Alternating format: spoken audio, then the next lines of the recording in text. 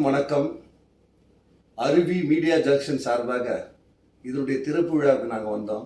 அதோடு நீண்ட இடைவெளிக்கு அப்புறமா அதனுடைய உரிமையாளர் திரு அருளானந்தம் அவர்களையும் மீட் பண்ணி வணக்கம்.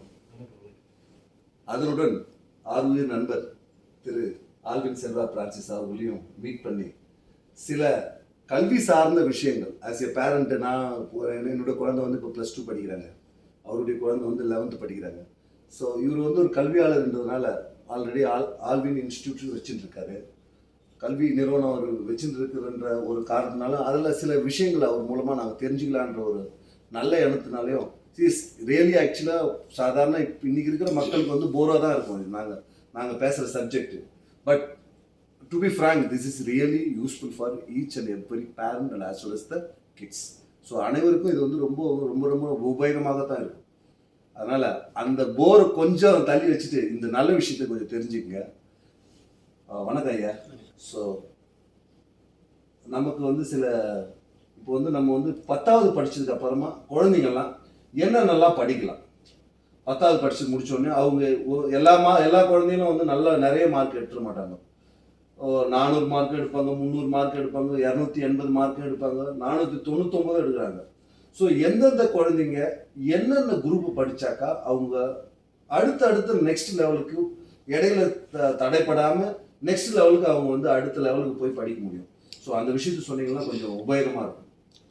டென்ஷன் லைஃபோடைய ஒரு மாணவனுடைய முதல் படிக்கட்டு 10வது தான். இந்த 10வது படித்து முடித்த பிறகு பார்த்தீங்கன்னாக்கா அவங்க என்ன மாதிரியான லைனை செலக்ட் பண்ணணும், ஈதர் எஜுகேஷ்னல் லைன்லேயே போகணுமா இல்லை டெக்னிக்கல் லைனில் போகணுமான்றதை அவங்க முதலாவது முடிவு பண்ணணும். எஜுகேஷன் லைனில் அவங்க போகணும் அப்படின்னு முடிவு எடுத்தாங்கனாக்கா நீங்கள் பார்த்தீங்கன்னாக்கா 11th ஸ்டாண்டர்ட் அவங்க 11th ஸ்டாண்டர்ட் சேரணும் போது முன்னெல்லாம் பார்த்தீங்கன்னாக்கா நம்ம ஸ்டேட் கவர்மெண்ட்டில் 11th பப்ளிக் எக்ஸாம் கிடையாது, இப்போது வந்து பப்ளிக் எக்ஸாம் ஆக்கியிருக்காங்க. இந்த பப்ளிக் எக்ஸாம் ஆக்கினதுலேருந்து பார்த்தீங்கன்னா 11th பப்ளிக் எக்ஸாமை ஃபேஸ் பண்ணி தான் 12th அவங்க போக முடியும். 11th பார்த்தீங்கன்னா வேரியஸ் குரூப்ஸ் இருக்குது. இந்த குரூப்ஸ் பார்த்தீங்கன்னா first group, second group, third group, fourth குரூப்னு அக்கார்டிங் டு ஸ்கூல்ஸ். அந்த ஸ்கூல்ஸில் ஃபர்ஸ்ட் குரூப்னால் சில சப்ஜெக்ட்ஸுங்களை இது பண்ணி அவங்க ஒரு ஸ்பெஷலைஸாக ஒரு சில இது பண்ணி ஃபர்ஸ்ட் குரூப் வச்சுருப்பாங்க. பொதுவாக பார்த்தீங்கன்னா ஃபர்ஸ்ட் குரூப்னு பார்த்தீங்கன்னா English, Tamil as usual, second லாங்குவேஜாக ஹிந்தி அது மாதிரி வச்சுருப்பாங்க. அது ஆஸ் யூஷுவலாக இருக்கும். அது இல்லாமல் பார்த்தீங்கன்னாக்கா நீங்கள் ஃபிசிக்ஸ், கெமிஸ்ட்ரி, மேக்ஸ் பயாலஜி இருக்கும். இது ஃபர்ஸ்ட் குரூப். செகண்ட் குரூப் பார்த்தீங்கன்னாக்கா ஃபிசிக்ஸ், கெமிஸ்ட்ரி, பாட்னி, ஜுவாலஜி இருக்கும். தேர்ட் குரூப் பார்த்தீங்கன்னா accounts, commerce, economics, computer science சிலர் வச்சுருப்பாங்க. சில ஸ்கூல்ஸில் பார்த்தீங்கன்னா accounts, commerce, economics, business, maths இருக்கும். சில ஸ்கூல்ஸில் பார்த்தீங்கன்னா accounts, commerce, economics, political science, இந்த மாதிரி வேரியஸ் குரூப்ஸுங்க செலக்ட் பண்ணி இது பண்ணி வச்சுருப்பாங்க. இதுதான் 11th அவங்க பண்ணக்கூடியது. இது அப்பார்ட் ஃப்ரம் 11th நீங்கள் பார்த்தீங்கன்னாக்கா அவங்க வந்து டெக்னிக்கல் லைனில் போகணும் அப்படின்னு பார்த்தீங்கன்னா சில பேர் ஐடி கொஞ்சம் மார்க்ஸ் குறைவாக எடுத்துருக்கவங்க ஐடி லைனில் போயிடுவாங்க. அந்த ஐடி லைனில் போய் அது வேறு சில ட்ரேடுங்க இது பண்ணி வேலைக்காக அவங்க ட்ரை பண்ணி அப்படி போகிறது ஒரு பக்கம் பண்ணுவாங்க. வேறு சிலர் பார்த்தீங்கன்னாக்கா பாலிடெக்னிக் கோர்சஸ் எடுத்துருவாங்க. பாலிடெக்னிக் கோர்ஸ் எடுத்துகிட்டு சரி சீக்கிரமாக ஒரு ஜாபுக்கு போகலாம், இல்லைன்னா நம்ம வந்து ஒரு கவர்மெண்ட் ஜாபுக்கு ட்ரை பண்ணலாம் அப்படிங்கிறதுக்காக பாலிடெக்னிக் கோர்ஸ் சைடு போயிடுவாங்க. இதுதான் வந்து 10th முடித்த உடனே ஒரு மாணவர்கள் செலக்ட் பண்ணக்கூடிய துறை. இப்போ வந்து +1ல் வந்து அவங்க வந்து first group, second group, third group, vocational அதெல்லாம் சொன்னீங்க. இப்போது இந்த first group, second group, third group, vocational group எல்லாம் எடுக்கிறவங்க டிகிரியில் எந்தெந்த கோர்சஸ் எல்லாம் அவங்க எடுக்க முடியும்? இப்போது ஃபர்ஸ்ட் குரூப்பில் பார்த்தீங்கன்னாக்கா ஏற்கனவே சொன்னேன், தமிழ், இங்கிலீஷ் ஆஸ் யூஷுவல் இருக்கும். ஃபிசிக்ஸ், கெமிஸ்ட்ரி, மேக்ஸ், பயாலஜி இருக்கும். இந்த ஃபிசிக்ஸ், கெமிஸ்ட்ரி, மேக்ஸ், பயாலஜியோட ஃபர்ஸ்ட் குரூப் மட்டும் இல்லாமல் செகண்ட் குரூப்பில் இருக்கக்கூடிய physics, chemistry, botany, zoology group இருக்கக்கூடியவங்க கூட பார்த்தீங்கன்னாக்கா எம்பிபிஎஸ் நீட் இப்போது கவர்மெண்ட் காமன் ஆக்கிட்டு இருக்காங்க. இந்த நீட் என்ட்ரன்ஸ் எக்ஸாம் வந்து இந்த மஸ்ட் ஆக்கிட்டு இருக்காங்க. இந்த நீட் என்ட்ரன்ஸ் எக்ஸாம் மட்டும் இல்லாமல் பார்த்தீங்கன்னா வேறு என்ன இருக்குன்னு பார்த்தீங்கன்னா எய்ம்ஸோடைய நீட் எக்ஸாம்ஸ் கூட இருக்குது. அது மட்டும் இல்லாமல் பாண்டிச்சேரி ஜிப்மர் நீட் எக்ஸாம்ஸ் கூட இருக்குது. இந்த நீட் எக்ஸாம்ஸுங்களில் அப்பியர் பண்ணி அவங்க வந்து செலக்ட் ஆனாங்கன்னா அவங்களுக்கு மெரிட்டில் அவங்களுக்கு இந்த கவர்மெண்ட் காலேஜஸில் சீட் கிடைக்கும். Apart from this private medical காலேஜில் சேரதாக இருந்தால் கூட நீட் மார்க்கு அவசியமாக இருக்கும். இப்போ நீட் எக்ஸாம் பற்றி சொன்னீங்க, அதுலேயே வந்து இந்த பிஎஸ்சி பண்ணுறதுக்கு வந்து பிஎஸ்சி நர்சிங் கோர்சஸ் எல்லாம் பண்ணுறதுக்கு ப்ளஸ் வந்து செகண்ட் குரூப் பண்ணால் என்னெல்லாம் பண்ணலாம், தேர்ட் குரூப் பண்ணால் என்ன டிகிரிஸ் எல்லாம் எடுக்கலாம் அப்படிங்கிறது கொஞ்சம் எக்ஸ்பிளைன் பண்ணுங்கள்.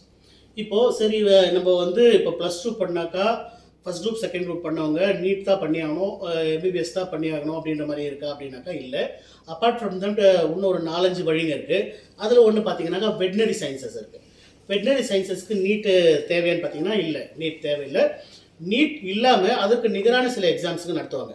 இப்போது சிபிஎஸ்சி எக்ஸாம்ஸ் எழுதியிருக்காங்கன்னு பார்த்தீங்கன்னா அவங்களுக்கு வந்து வெட்டினரி மெடிக்கல் கவுன்சில் சார்பாக அவங்களுக்கு வந்து ஒரு எக்ஸாம்ஸ் தனியாக நடத்துவாங்க.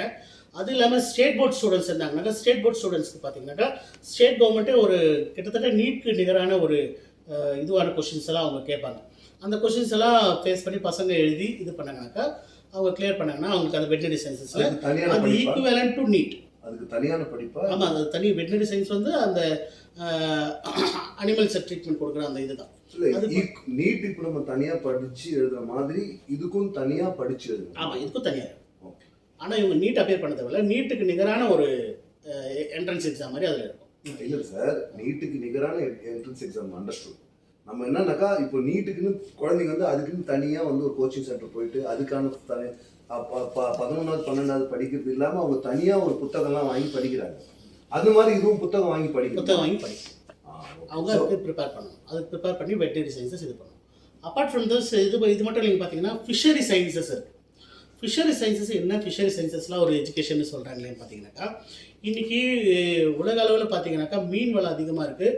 அந்த ஃபிஷரி சயின்சஸ் படிக்கக்கூடிய அந்த இது வந்து ஆர்வம் வந்து நிறைய பேருக்கு இருக்குது. இப்போ இன்ஃபேக்ட் பார்த்தீங்கன்னா இந்தியாவில் தமிழ்நாட்டில் ஃபிஷரி சயின்சஸ்க்கான யூனிவர்சிட்டி எங்கே இருக்குதுன்னு பார்த்தீங்கன்னாக்கா நம்ம நாகர்கோயிலில் இருக்குது.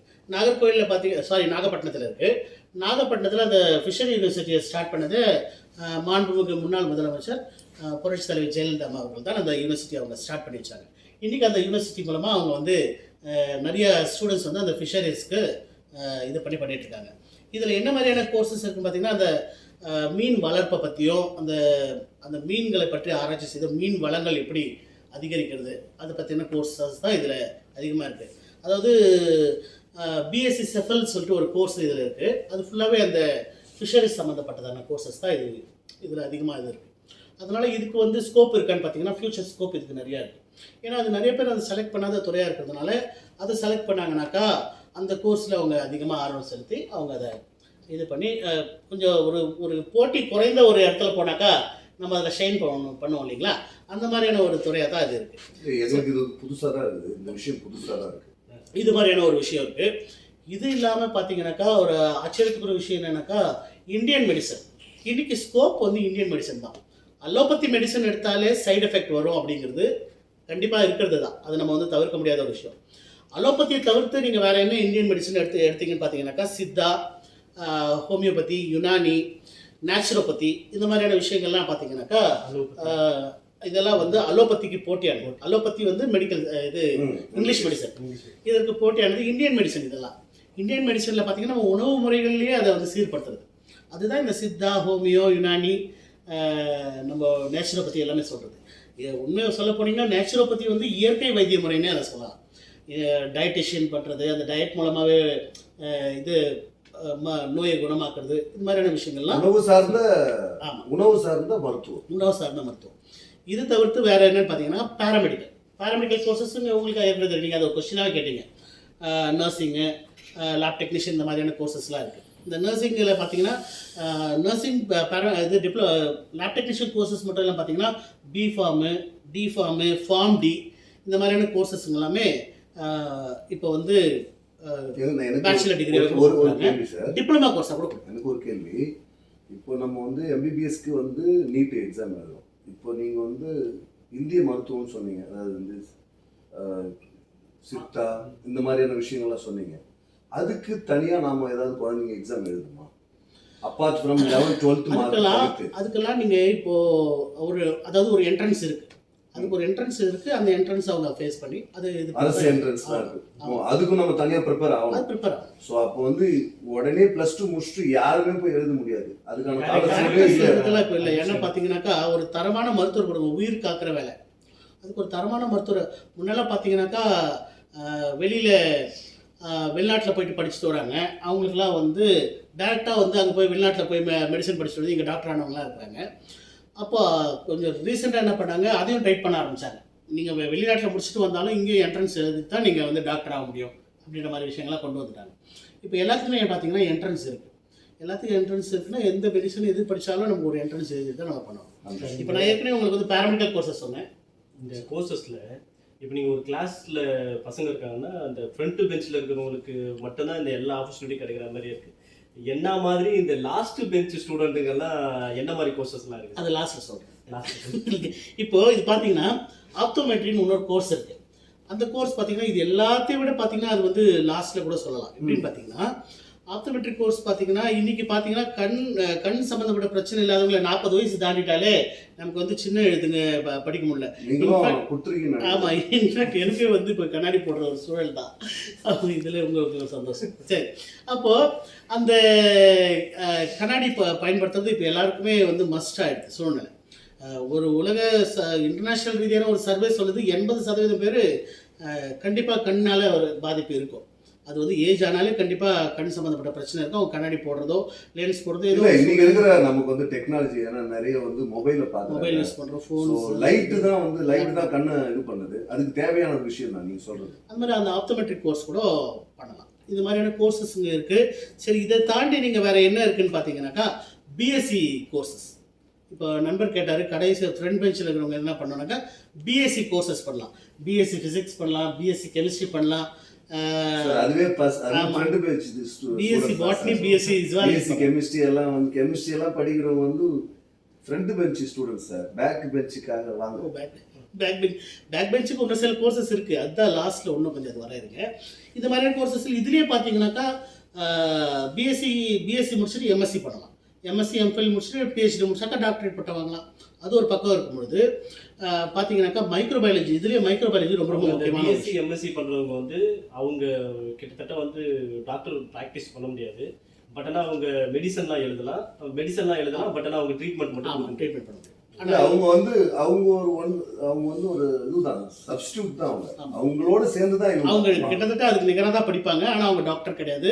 அவங்க சயின்ஸ் தனியாக இயங்கவே முடியாதுல்ல இவங்க இல்லாமல். இன்ஃபேக்ட் இல்லை, நீங்கள் சொன்ன போது ஒரு 30 வருஷத்துக்கு முன்னாடியெல்லாம் பார்த்தீங்கன்னாக்கா நம்ம லோக்கலில் இருந்த டாக்டர்ஸ் நிறைய பேர் பார்த்தீங்கன்னாக்கா பிஎஸ்சி டபுள் பிஎஸ்சி பண்ணவங்க இருப்பாங்க, எம்எஸ்சி பண்ணவங்க இருப்பாங்க. அவங்களாம் இது எம்பிபிஎஸ்லாம் பண்ணவங்க இல்லை, பிஹெச்டி பண்ணவங்க இல்லை, இந்த பிஎஸ்சி பண்ணவங்க தான் இருப்பாங்க.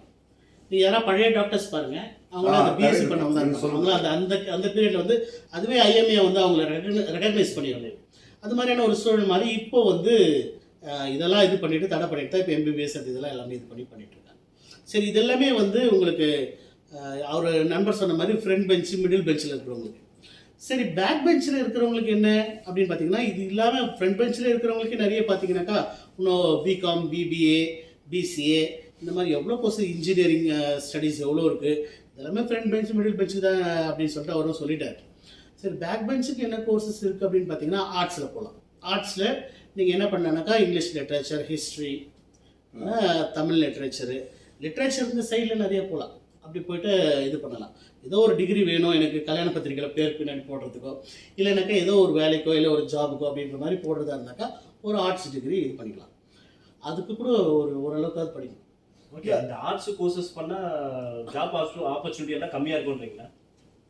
ஆர்ட்ஸ் கோர்ஸ் பண்ணால் அதுக்கு ஆப்பர்ச்சுனிட்டி கம்மின்னு சொல்லவே இல்லை யாருமே. எந்த படிப்புக்குமே அதோட மதிப்பே இல்லையே, இல்லையே. எந்த படிப்பாக இருந்தாலும் அது விலை உயர்ந்தது. அப்போ அதுக்கு எந்த மாதிரி ஜாப்ஸ் எல்லாம் ட்ரை பண்ணலாம்? இன்னும் ஜாப்ஸ் எல்லாம் இப்போ ட்ரை பண்ணலனாக்கா நீங்கள் வந்து பேசிக்கலாகவே நீங்கள் சாதாரண ஒரு டைப்பிஸ்ட் வேலையிலேருந்து தொடங்கி நீங்கள் பெரிய பெரிய ஜட்ஜு வரையுமே இவங்க எல்லாமே பார்த்தீங்கன்னா ஆர்ட்ஸில் படித்தவங்களாம் கூட எவ்வளோ பேர் இருக்காங்க. எல்லாமே வந்து பிஏ ஹிஸ்ட்ரி, எம்ஏ ஹிஸ்ட்ரி பண்ணவங்க, அந்த மாதிரி தான் இருக்கு. அரசு துறையில் இருக்கிறவங்க ப்ளஸ் நிதி நிறுவனங்கள் இருக்கிறவங்க இவங்க எல்லாமே வந்து இதில் தான் வந்து நிறைய ஆர்ட்ஸ் நிறைய இருக்காங்க. ஈவன் ஷைன் பண்ண நிறைய பெரிய அதிகாரிகள் பிஎஸ்சி எக்ஸாம்ஸ்ல இருந்து ஐபிஎஸ், யூபிஎஸ்சி எக்ஸாம்ஸ்ல இருந்து எல்லாமே வந்து ஆர்ட்ஸ் யூபிஎஸ்சி அவங்க தான் ஆச்சு பேஸ். அதுதான் யூபிஎஸ்சி படிக்கிறதுக்கு பேஸாக எல்லாமே இதுக்கு தானே போகிறாங்க. கோர் சப்ஜெக்ட் அதுதான்.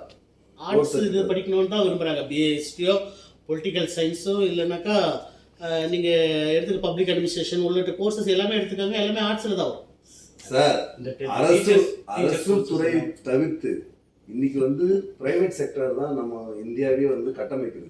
ஸோ பிரைவேட் செக்டருக்கு எல்லா வகையான ஊழியர்கள் தேவைப்படுறதுக்கு இடைநிலை, கடைநிலை, மேல்நிலையில் இருக்கிறவங்க எல்லாருமே வந்து இவங்க தானே ஆர்ட்ஸ் படிக்கிறவங்க தானே. ஒரு ஆஃபீஸ்ன்னு எடுத்துக்கணும்னாக்கா பிகாம் படித்தவங்களும் பிபிஏ படித்தவங்க தானே நிறைய பேர் அதில் வந்து பணிபுரிகிறாங்க. ஆர்ட்ஸ்ன்றது நீங்கள் கடைசியான ஒரு ஆறுதல் பரிசு மாதிரி அது லாஸ்ட் பெஞ்சுக்கு அப்படின்னு. ஆனால் ஆறுதல் பரிசாக இருந்தாலும் அவங்களே முந்தி வந்து பிரதமர் ஆனவங்களும் உண்டு, முதல்வர் ஆனவங்களும் உண்டு. சார் நீங்க ஃபர்ஸ்ட் பெஞ்ச் ஸ்டூடெண்டா இருந்தாலும் சரி, ஹெச்ஆர் நீங்க ஓகே பண்ணாம நீங்க வந்து அப்பாயின்மெண்ட் கிடைக்காது. ஸோ அதனால வந்து ஆர்ட்ஸ் ஸ்டூடெண்ட்ஸ் வந்து அது நம்ம எப்பவும் வந்து கல்வியை வந்து எதுவும் வந்து மேல் கீழே இந்த துறையில் ஷைன் ஆகிக்கிறவங்க ஷைன் ஆகிடும். கண்டிப்பாக இந்த டெக்னிக்கல் கோர்சஸ் எல்லாம் சொல்கிறாங்க. அந்த டெக்னிக்கல் கோர்சஸ் எல்லாம் இந்த பிடெக்கு பிஇ அந்த பிஇலேயே வந்து நிறைய வேரியஸ் தான், மெக்கானிக்கல் இன்ஜினியரிங்கு, இந்த ட்ரிபிள் இ, இந்த மாதிரி நிறைய கோர்சஸ்லாம் இருக்குல்ல. அதை வந்து எந்த மாதிரி நம்ம 12th குரூப் எடுத்தால் அது நம்ம ட்ரை பண்ண முடியும்? அதான் இப்போ நீங்கள் 12th முடித்த உடனே இப்போ ஆக்சுவலாக நீங்கள் 11th அந்த ஐடியா உங்களுக்கு வந்துருக்கும், என்ன பண்ணணும், இன்ஜினியரிங் படிக்கலாமா பிடெக் படிக்கலாமா அப்படின்னு ஒரு ஐடியா உங்களுக்கு இது வந்திருக்கும். உங்கள் பிள்ளைய இது படிக்க வைக்கலாம் அப்படின்னு சொல்லிட்டு. யூஸ்வலாகவே இப்போ பசங்களை விட பேரண்ட்ஸுக்கு தான் குழப்பம் அதிகம். என்ன படிக்க வைக்கலாம் என் பிள்ளைய அடுத்தது அப்படின்னு சொல்லிட்டு ஒரு குழப்பத்தில் இருப்பாங்க. இதில் பசங்களோட குழப்பம் என்னென்னா இதெல்லாம் என்னன்னே தெரியாது அவங்களுக்கு. பிஏன்னு சொல்கிறாங்க, எம்ஏன்னு சொல்கிறாங்க, பிஇன்னு சொல்கிறாங்க. அப்போ அதெல்லாம் என்னன்னே தெரியாது நிறைய பசங்களுக்கு. அவங்களுக்கு இது மாதிரியான விஷயங்கள்லாம் போய் சேரணும்னாக்கா இந்த மாதிரி நம்ம இப்படி பேசுறது நல்ல கலந்து விஷயம். நிச்சயமாக பயனுள்ளதாக நிறையா இருக்குது சார். இதுக்கு ஏதாவது ஒரு தொண்டு நிறுவனமோ இல்லை அரசு நிறுவனம், அரசு சார்ந்த இடமோ இந்த தகவல்கள் எல்லாம் நல்லா கிடைக்கிற மாதிரி வேற ஏதாவது இடம் இருக்கா? இப்போ நம்மள மாதிரி சோசியல் மீடியா தவிர்த்து வேற ஏதாவது இடம் இருக்குங்களா? அரசு ரீதியாக பார்த்தீங்கன்னாக்கா இயல்பா குழந்தைங்களுக்கு தெரிஞ்சுக்கிற மாதிரி, பேரண்ட்ஸும் தெரிஞ்சுக்கிற மாதிரி. இந்த எஜுகேஷனல் டிபார்ட்மெண்ட்லேயே பிஆர்ஓ இருப்பாங்க. நம்ம போய் கேட்டால் சொல்லுவாங்க என்ன பண்ணலாம் சார் அப்படின்னு கேட்டால் கவர்மெண்ட் ஆபீஸ்ல உங்களுக்கு தெரியாதா சார்? காலேஜஸில் சொல்லிடுவாங்க. காலேஜஸில் கூட நீங்கள் அதுக்கு தனிப்பட்ட முறையில் இது என்னன்னு கேட்கணும், கேட்டால் சொல்கிறதுக்கு ஆட்களை நியமிக்கணும். அப்போது தான் அந்த பசங்களுக்கு தெரியாது. ஏதோ ஒன்று சேரணும்னு, என்னப்பா சேர போகிறேன்னா, ஒரு காலேஜில் ஒரு பையன் சேர போகிறேன்னா பிகாம் சேரணுன்னுவான். பிகாமில் என்ன பண்ணணுன்றதே அவனுக்கு தெரியாது. இப்போ நீங்கள் கேட்ட மாதிரி இன்ஜினியரிங் போகிறோம், ஸ்டார்டிங் இன்ஜினியரிங் போகும்போது இன்ஜினியரிங்கில் என்ன இருக்கும், மெக்கானிக்கல் படிக்கலாமா, ட்ரிபிள் இ படிக்கலாமா, ஈஸி படிக்கலாமா, இல்லை பிடெக்னா என்ன, பிஆர்க்குனா என்ன, ஃபேஷன் டிசைனிங்னா என்ன, ஒன்றுமே தெரியாமல் தான் ஏதோ ஒரு இதில் போகிறாங்க. பசங்களுக்கு அது குறித்துன ஒரு விழிப்புணர்ச்சியும் ஒரு நாலேஜும் அவங்க இண்டிவிஜுவலாக அவங்க தேடி கண்டுபிடிச்சிக்கிட்டா தான் இது மாதிரியான வீடியோஸ்லாம் பார்க்கும்போது தான் அவங்களுக்கு அதோடைய நாலேஜ் அக்வயர் பண்ணணும். கண்டிப்பாக அக்வயர் பண்ண அவங்க வந்து சரி அடுத்து இது பண்ணலாம் அதை பண்ணலான்ட்டு. இது எல்லாத்தையும் தாண்டி இன்றைக்கி பார்த்தீங்கன்னா பிஎல்லோடைய மோகம் அதிகமாகிட்டு. எல்லாருக்கும் பிஎல் பண்ணணும், அட்வொகேட் ஆகணும் அப்படிங்கிற அந்த மோகம் எல்லாருக்குமே பொதுவாகவே நிறைய இருக்குது. அப்போது பிஎல் வந்து எல்லாரும் சட்டம் தெரிஞ்சுக்கணும், லீகலாக படிக்கணும் அப்படிங்கிறது ரொம்ப ரொம்ப முக்கியமான அவசியமான விஷயம், பாராட்டக்கூடிய ஒரு விஷயம். அது வந்து லீகலாக படிக்கணும், இது பண்ணணுன்றது அதுக்கு தேவையானதை முதலாவது ஜென்ரல் நாலேஜை இன்க்ரீஸ் பண்ணிக்கங்க, லீகலான சில விஷயங்களை தெரிஞ்சுக்க. அப்போ இது பண்ணும்போது நீங்கள் இந்த என்ட்ரன்ஸ் எழுதும்போது லா காலேஜோடைய இந்த இது பண்ணும்போது மெரிட்டில் தான் எடுக்கிறாங்க. இருந்தாலும் நீங்கள் போகும்பொழுதே அந்த நாலேஜோடு நீங்கள் போகும்பொழுது அந்த இது படிக்கும்பொழுது உங்களுக்கு இன்னும் அதிகமாக யூஸ்ஃபுல்லாக இருக்கும். ஏதோ ஒன்று படிக்க வச்சாங்க, படித்தோம் போனோம், நம்மளும் நானும் அட்வொகேட்டு, நானும் இது இன்ஜினியரு, நானும் எம்பிபிஎஸ் அப்படின்ற மாதிரி இல்லாமல் ஒரு சப்ஜெக்ட் நாலேஜ், சப்ஜெக்டோட அறிவோடு இருந்தாக்கா நிச்சயமாகவே அவங்க அந்த துறையில் கண்டிப்பாக ஷைன் ஆவாங்க. இன்றைக்கி பார்த்தீங்கன்னா தெருவில் ஒரு 4 அட்வொகேட் இருக்காங்க, எல்லாம் இன்ஜினியர்ஸ் இருக்காங்க, அதிகமாக பெருகிடுச்சு. ஆனால் உங்களுக்கு வந்து பார்த்திங்கன்னா சாதாரணமாக ஒரு வேலை என்ன வேலை கிடைக்குதோ அது கூட போகிற லெவலுக்கு வந்துடுறாங்க. ஏன்னு கேட்டிங்கன்னா அந்த சப்ஜெக்ட் நாலேஜில் அவங்க ஷைன் ஆகிக்கிறது, சப்ஜெக்ட் விஷயமாக சப்ஜெக்ட் ஓரியன்டாக அவங்க தன்னை வந்து படுத்திக்காததுனால அவங்க வந்து அது. நான் இந்த கருத்துக்கு நான் ஏன்னா இப்போ நாங்கள் சின்ன வயசில் நாங்கள் படிக்கிற டைமில் எங்கள் ஊர்லேயே 1-2 இன்ஜினியரிங் டாக்டர் தான் இருந்தாங்க. இன்றைக்கி நம்ம ஊரில் பார்த்தீங்கன்னாக்கா ஒரு ஸ்ட்ரீட்டில் ஒரு வீட்டுக்கு யாராவது ஒருத்தர் ஒரு இன்ஜினியர் இருக்கிறாங்க. ஸோ படிப்புடைய அவசியம் நம்ம ஊரில் நல்லா தெரிஞ்சிருக்குது. இப்போ அதுக்கான இம்பார்ட்டன்ஸும் கொடுத்து வளர்கிறாங்க. நீங்கள் சொன்ன மாதிரி அதுக்கான நுண்ணறிவு வளர்த்துக்கினாங்கன்னா அவங்க அந்த விஷயத்தில் இன்னும் ஷைன் ஆகலான்றது ஒரு நல்ல கருத்து தான். ரொம்ப இதில் இன்னும் ஒரே ஒரு கேள்வி மட்டும் இருக்குது. ஆனால் இது ஒரு தனி சப்ஜெக்ட். அதுக்கு நம்ம இன்னொரு தடவை கூட பண்ணலாமான்னு கூட பாருங்கள். ஏன்னா இப்போ நீட்டு அது வந்து ஒரு பெரிய குழப்பமாகவே இருக்குது. நீட்டு எவ்வளோ மார்க் எடுக்கலாம், எவ்வளோ மார்க் எடுத்தாக்கா நமக்கு எந்தெந்த காலேஜில் வந்து வாய்ப்பு கிடைக்கும், அது ஒரு பெரிய கேள்வி இருக்குது. அதுக்கு நம்ம தனியாக ஒரு நிகழ்ச்சி நடத்தோம்னாக்கா அவர் நண்பர் அருளானந்தனும் அதுக்கான ஒரு என்வாயர்மெண்ட்டை கிரியேட் பண்ணி கொடுத்தாருனாக்கா நம்ம அதை கொஞ்சம் சிறப்பாக நடத்தலாம். சரி, ஓகே. வேறு எதனா கொஸ்டின்ஸ் இருக்குங்களா? இல்லை, ரொம்ப ரொம்ப பயனுள்ள ஒரு நிகழ்வு இது. நான் நிகழ்வுன்னு தான் சொல்லுவேன், ஏன்னா மற்றபடியெல்லாம் சொல்ல மாட்டேன். இது பயனுள்ள நிகழ்வு. ஒரு மாணவர்களுக்கும் ஒரு ஒரு அப்பா அம்மாவுக்கும், ஏன்னா எல்லாம் அவங்கவுங்க வேலைக்கெல்லாம் போகிறாங்க. ஸோ அவங்களுக்கான ஒரு அறிவு வந்து இது தெரிஞ்சுக்கிறதுக்கான அறிவு அவங்களுக்கு கிடைக்குது. ஏன்னா அவங்களே வேலையிலேயே அவங்களுக்கான நேரம் செலவாயிடுது. இப்போ காலையில் போகிறாங்க, 8 மணிக்கு போகிறாங்க, 10 மணிக்கு தான் வராங்க, 9 மணிக்கு வராங்க. இந்த விஷயங்கள்லாம் தெரிஞ்சுக்க முடியல. ஸோ இந்த யூடியூப் நிகழ்ச்சி வந்து ரொம்ப ஒரு நல்ல ஒரு இதுவாக இருந்தது. ஸோ அதுக்காக அருவி மீடியா ஜங்ஷனுக்கு மிகுந்த நன்றியை தெரிவிச்சுக்கிறேன். நன்றி பிரதர். இந்த கல்வி சார்ந்த இந்த ஐயங்கள் வந்து எல்லாருக்குமே இந்த காலகட்டத்தில் இருக்குது. 10th முடித்த பிறகு நம்ம +1ல் என்னென்னலாம் குரூப் எடுக்கணும், +2 முடித்த பிறகு காலேஜில் என்னென்ன குரூப்பெல்லாம் எடுக்கலாம், கவர்மெண்ட்டில் எந்த மாதிரியான வேலை வாய்ப்புகள் இருக்குது, ப்ரைவேட்டில் எந்த மாதிரியான வேலை வாய்ப்புகள் இருக்குது அப்படின்னு சொல்லிட்டு இன்றைய நிகழ்ச்சியில் வந்து நம்மளுக்கு தெளிவாக எடுத்துரைச்ச கல்வியாளர் ஆல்வின் அவர்களுக்கு மனமார்ந்த நன்றிகளை தெரிவித்துக் கொள்கிறேன். நன்றி. நன்றி. இது நேரம் வரை இந்த நிகழ்ச்சியை பார்த்து நிறைய பயனுள்ள தகவல்களை கேட்ட ஆல்வின் அனாலிசிஸ் யூடியூப் நேயர்களுக்கு நான் நன்றி தெரிவிச்சுக்கிறேன். இந்த நிகழ்ச்சியை ஏற்பாடு செய்த அன்பு நண்பர் திரு ராஜன் அவர்களுக்கு நான் நன்றி தெரிவிச்சுக்கிறேன். இதற்கான களத்தை அமைத்து கொடுத்த இந்த யூடியூப் ஸ்டுடியோவுடைய நிறுவனர் அன்பு நண்பர் திரு அருளானந்த் அவர்களுக்கு நான் நன்றி தெரிவிச்சுக்கிறேன். யூஎஸ் மறக்காமல் லைக் பண்ணுங்கள், சப்ஸ்கிரைப் பண்ணுங்கள், கமெண்ட் பண்ணுங்கள், ஷேர் பண்ணுங்கள். நிறைய மாணவர்கள் இதன் மூலமாக பயன்பெறுவதற்கு நன்றி. நன்றி கேமராமேன், நன்றி இதுக்கான ப்ரொடியூசருக்கும் நன்றி தெரிவிச்சு.